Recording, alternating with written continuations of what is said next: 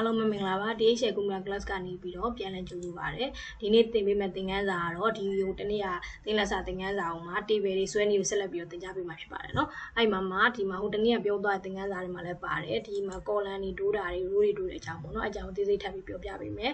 ကိုကတကယ်လို့ column တိုးခြင်းတယ်ဆိုရင်ကိုတိုးခြင်းတဲ့နေရာကို select မှတ်တယ်ဆိုတာကြတော့မှ mouse ကလေးကိုလူလေးရွှေ့လိုက်တော့မှမြားကောင်းမဲမဲလေးနဲ့ပေါ်နေလိမ့်မယ်အဲ့မြားကောင်းမဲမဲလေးကိုနှိပ်လိုက်ပြီးဆိုတော့ select မှတ်ပြီးသားဖြစ်သွားလိမ့်မယ်เนาะအဲ့ဟာအောင်မှာကိုက right click ထောက်မယ် right click ထောက်ပြီးတော့ insert ထဲက insert column to the right အဲ့ဒါနဲ့တိုးခြင်းလည်းရတယ်ဒါမှမဟုတ်ရှင်ကိုက left ကိုတိုးမှလားအဲ့ဆို right click ထောက်ပြီးတော့ insert ထဲက insert column to the left အဲ့နဲ့တိုးခြင်းလည်းတိုးလို့ရတယ်တကယ်လို့အဲ့လိုမှမဟုတ်ရင်ကိုကနောက်တစ်နည်းနဲ့ထပ်ပြီးတိုးခြင်းသေးတယ်ဆိုရင်ဒီ table လေးအောက်ရှိတယ်ဒီ table လေးအောက်ကinsert column left insert column right ကိုကြိုက်တဲ့နည်းနဲ့သွားပြီးတိုးပေးလို့ရတယ်เนาะတကယ်လို့ကဖြတ်ချင်တယ်ဆိုရင်ဒီလိုပဲဒီကိုဖြတ်ချင်တဲ့ဒီ column ကို select မှတ်ပြီး right click ထောက်ပြီးလို့ရှိရင်ဒီမှာ delete column နဲ့ဖြတ်ပေးလိုက်လို့ရတယ်เนาะနောက်ဖြတ်တဲ့နည်းလမ်းတနည်းအားကြတော့ကွာဒီ3ခုစလုံးဖြတ်ချင်တယ်ဆို3ခုစလုံး select မှတ်column 3ခုစလုံး select မှတ်လိုက်ပါเนาะselect မှတ်ပြီးတော့ဒီ table လေးအောက်ထည့်ရနေမှာဒီ delete column နဲ့ဖြတ်ပေးလိုက်လို့ရအဲ့ဒါဆိုလို့ရှိရင်ဒီမှာဆို column တွေပို့တော့သူပြတ်သွားပြီပေါ့เนาะကိုကထားပါတော့ဟိုကနောက်တစ်ခုကကြတော့ဒီ row တွေကိုတိုးခြင်းတယ် row တွေတိုးခြင်းတယ်ဆိုလို့ရှိရင်ဒီမှာဒီဟောက် select မှတ်ကိုတိုးခြင်းတဲ့ row select မှတ်ပြီးတော့ right click ထောက်ပြီးတော့ insert ထဲက insert row below ကိုအောက်ကကိုတိုးခြင်းတယ်ဆို below တော့အဲ့လိုမှမဟုတ်ကိုအပေါ်ဘက်ကိုတိုးခြင်းတာဆိုလို့ရှိရင် right click ထောက် insert row အပတ်နဲ့သွားပြီးတိုးပြီးလို့ရအောင်เนาะဒါကတော့ကိုစိတ်ကြိုက်ကိုတိုးပေးလိုက်ပေါ့เนาะတကယ်လို့အဲ့လိုပဲစောစောလိုပဲပြန်ဖြတ်ခြင်းတယ်ဆိုရင်ဒါကို select မှတ်ဖြတ်ခြင်းတဲ့နေရာကို select မှတ်ဖြတ်ခြင်းတဲ့နေရာကို select မှတ်ပြီး right click ထောက် delete cell နဲ့ဖြတ်လို့ရ delete cell ဆိုတော့နှိပ်လိုက်လို့ရှိရင်သူကဒီ row ကြီးကိုဖြတ်မှာ row တစ်ခုလုံးကိုဖြတ်မှာလားတဲ့ဒီ cell ဆိုတာကြောင့်ဒီ quad click တစ်ခုချင်းစီကိုဖြတ်မှာလားတဲ့ပြီးလို့ရှိရင်နောက်တစ်ခါကျတော့ဒီ row ကိုရောက်နေ row တစ်ခုလုံးဖြတ်မှာလား column တစ်ခုလုံးဖြတ်မှာလားကို row ဖြတ်မှာဆို delete entire row နဲ့မှတ်ပြီးတော့ delete entire row ရွေးပြီးတော့ okay နှိပ်ပေးလိုက်အဲဆိုသူဒီ row တစ်ခုလုံးပြတ်သွားလိမ့်မယ်အဲ့လိုပဲကိုက row မှာတစ်ချောင်းနဲ့မဟုတ်ဘူးကိုက3ခွက်လောက်ကိုထပ်ပြီးတိုးခြင်းတယ်ဆိုရင်ဒီမှာဒါကို select မှတ်ကိုတိုးခြင်းတော့ကို select မှတ် right click ထောက် insert ထဲက insert row below နဲ့တိုးလိုက်လို့ရှိရင်ဒီမှာဆို3ခွက်တော့သူပေါ်သွားပြီအဲ့လိုတိုးတာတွေ short တာတွေကကြောင့်2နည်းရှိရနော် right click ထောက်ပြီးတော့ဒီ insert ထဲကနေသွားလို့လည်းရတယ်ဒါမှမဟုတ်ရှင်ဒီ table ထဲကနေမှာ table လေးအောက်ထဲမှာဒီ insert တွေဒီထဲကနေလည်းသွားလို့ရတယ်နော်ဖြတ်ရင်လည်းဒီလိုပဲဒီ table လေးအောက်ထဲကဒီ delete နဲ့သွားပြီးဖြတ်ချင်လည်းရတယ် right click ထောက်ပြီးတော့ delete cell တို့ပါတော့သွားပြီးဖြတ်မယ်ဆိုလည်းရကွာတော့မှာ row တွေဖြတ်မှာမဟုတ် insert row delete row နဲ့သွားပြီးဖြတ်လိုက်ပြီပေါ့နော်ဒါကကြတော့တိုးတာတွေ short တာတွေတိုးတာတွေ short တာတွေအကြောင်းဟိုinsert row below တို့ insert column right တို့အဲ့အကြောင်းကိုသိစိတ်ပြောပြပေးတာเนาะနောက်ဒါကြောင့်ဘာရှင်းမြင့်တဲ့ဟာမျိုးမှာဒီနောက်တနည်းရတာအဲ့ကြောင့်ဘယ်လိုလဲဆိုတော့ table နမူနာတစ်ခုပေါ်ပြမယ်သူက row တွေကွဲ split လုပ်ထားတာတို့ match ပေါင်းထားတဲ့ table တို့ဆိုလို့ရှိရင်သူကမရတတ်ဘူးလို့အဲ့ဒီတနည်းကကြတော့ဒီ insert ထဲက table ကနေပြီးတော့ table အသစ်တစ်ခုခေါ်ပေးလိုက်မယ်เนาะအဲ့ကြတော့ဒီမှာအဲ့ဒီတိုးတဲ့နည်းရကြတော့ဘယ်လိုလဲဆိုတော့ဒီမှာဒါဒီလိုမျိုးကိုကဒီလိုပေါင်းထားတယ်ဆိုရင်ဒါဆိုရင်ဒါဒီ row တွေကိုဒါ column တွေကဒါ match လုပ်တာအဲ့လိုနေရာမှာသွားထောက်ကြည့်နေတာမပေါ်ဘူးဒီလိုအပေါင်းလက္ခဏာလေးမပေါ်ဘူးเนาะဒီမှာဆိုလဲဒီလိုပဲကွာပါတရားလေးဆိုရင်ဒါကြီးဆိုလဲပေါင်းဒါကြီးဆိုလဲပေါင်းထားတာတွေမလို့ဒီမှာကြီးဆိုလဲပေါင်းထားရဆိုတော့ထောက်လိုက်ကြည့် down လေးမှာသွားထောက်ကြည့်မပေါ်ဘူးဒီလိုထောက်မှကြည့်ဒီမှာじゃဘာပေါင်းထားတဲ့နေရာမဟုတ်တဲ့ဟာပေါ့နော် table ကဒါဆိုဘာဆိုပေါင်းထားတာ match လုပ်ထားတာ split လုပ်ထားတာဘာမှမရှိတဲ့နေရာဆိုလို့ရှိရင်သူကဒီမှာဒါလေးကိုနှိပ်လိုက်ပြီးဆိုတော့ row တွေတော့တစ်ခွက်ချင်းစီတူသွားလိမ့်မယ်ဟောဒီမှာနော်အဲ့လိုမျိုးတိုးသွားအဲ့လိုပဲ column ကိုတိုးကျင်တယ်ဆိုလည်းဒီလိုပဲ column တိုးကျင်တယ်ဆိုလည်းဒီလိုပဲနော်ဒါအကုန်လုံး match လုပ်ထားတာတွေ split လုပ်ထားတာတွေမရှိရဘူးဒါပေမဲ့ဒီလိုလုပ်တဲ့အပေါင်းလက္ခဏာလေးနဲ့ဟာကြတော့ version မြင့်တယ် Microsoft version မြင့်တယ် version တွေကြမှာပေါ်တာဒီအားဆိုလို့ဒီ version ကတော့ဒါ Microsoft 365မှာတော့ဒီ version ပါတယ်ကျန်တဲ့ version တွေမှာတော့မြင့်တဲ့ version တွေမှာတော့ပါလာလိမ့်မယ်နော်2024တို့2021အဲ့မှာတော့ပါလိမ့်မယ်နော် version နေနဲ့ version တွေမှာတော့2010ကတော့မပါတာသိကြတယ်အဲ့လို version မြင့်တဲ့ဟာတွေမှာပါတာနော်ဒီဟာလေးကနောက်တစ်ခါကျတော့ဘာကိုပြပေးမလဲဆိုတော့ဒီ table လေးအောက်မှာ table လေးအောက်မှာဒီမှာ table design တွေကပေါ်တာတွေအကြောင်းသိသိပြောပြပေးမယ်နော်table design တွေကပေါ်တာကြတော့ဘယ်လိုလဲဆိုတော့table design တွေကပေါ်တာတွေအကြောင်းကကြတော့ဒီ ဒီမှာဆိုရင်သူကဘော်ဒါရှိမယ်ဘော်ဒါထဲမှာဘောတွန်းဘော်ဒါဆိုလို့ရှိရင်ဒီဟာတစ်ချက်နှိပ်လိုက်အဲ့ဆိုလို့ရှိရင်သူ့မှာအောက်ခြေမှာရှိနေဒီဆဲအကွက်ကလေးမှာဆဲအကွက်ကလေးအောက်ခြေမှာရှိနေတဲ့မှာဘော်ဒါဆိုဒီအကွက်ဒီဘောင်လေးတွေကိုပြောတာဒီဘေးကမဲအကွက်ကလေးဒါဘောင်လေးတွေပြောနော်အဲ့ဒီဘော်ဒါမှာ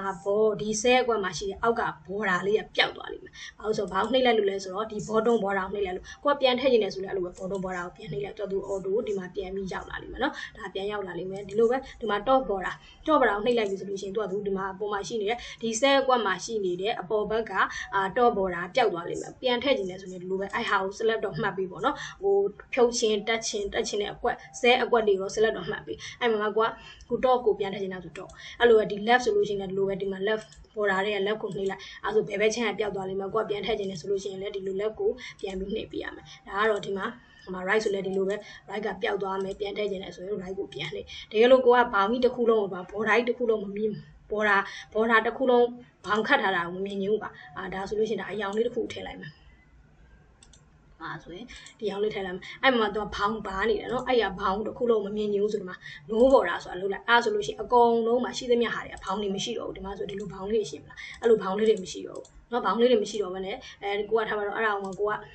ကပြန်ပြီးတော့ဘောင်ပြန်ထည့်ခြင်းနဲ့ဆိုရင်ဘောင်ပြန်ထည့်ခြင်းနဲ့ဆိုဒီမှာ all border ဆိုတာရှိတယ်အဲ့ all border ဆိုတာပြန်ဒါပေမဲ့အဲ့ဒါကို select တစ်ခုလုံး table တစ်ခုလုံးတော့ select မှတ်ပေးကြလို့ပေါ့နော်ကိုက table တစ်ခုလုံးပြန်ထည့်ခြင်းတာမဟုတ်လို့ all border နဲ့ပြန်ထည့်လိုက်တော့ border ပြန်ရောက်လာလိမ့်မယ်ကိုက cell အကွက်တစ်ခုချင်းစီပဲပြန်ထည့်ခြင်းနဲ့ဆိုတော့ cell အကွက်ထဲတစ်ခွက်ချင်းစီကိုပဲ select မှတ်ပြီးတော့ပြန်ထည့်ပေးတာပေါ့နော်ဒါကတော့ border တွေအကြောင်းပြပြတာ no border all border ပြန်ရွေးတာတို့အပြင် border ပဲထည့်မှာထားပါတော့ no border နဲ့ရှိနေမှာselect table တစ်ခုလုံး select မလိုက်မယ်ဒီမှာဆိုရင် no border နဲ့ရှိနေမယ်အဲ့ဒါမှကိုက inside border ကိုပဲအထဲမှာရှိတဲ့ border ကိုပဲပြန်ထည့်နေတာဆိုဒီမှာ inside border ဆိုအထဲမှာပဲဒီမှာဘောင်တွေပြန်ရောက်လာမယ် border တွေပြန်ရောက်လာပြီးအပြင်မှာ border မရှိတော့ဘူးပေါ့နော်အဲ့ဒါမှကိုစိတ်ကြိုက်တာကတော့ကိုက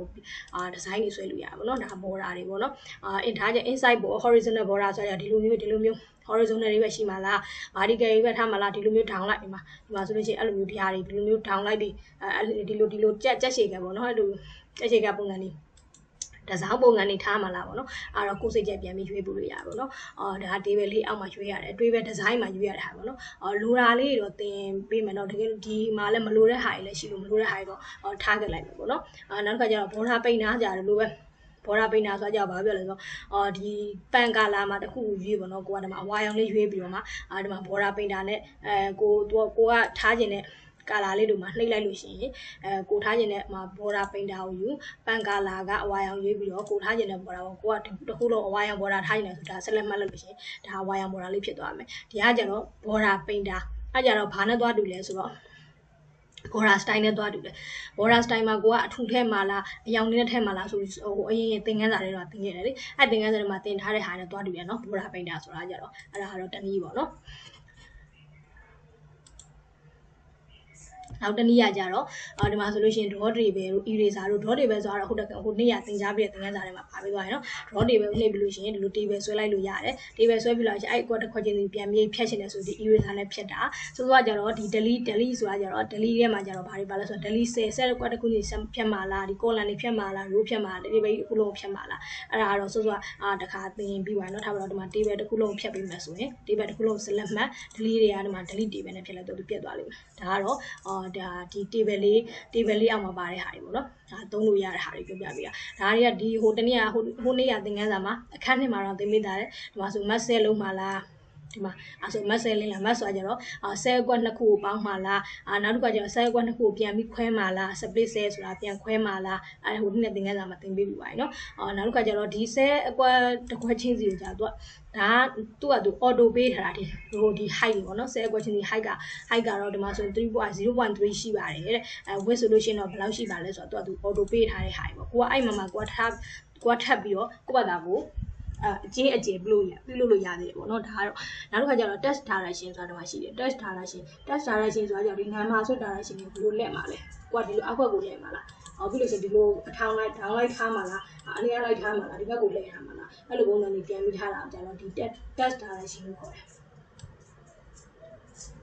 test direction ကိုခေါ်တယ်ဒီလို့ရှိရင်နောက်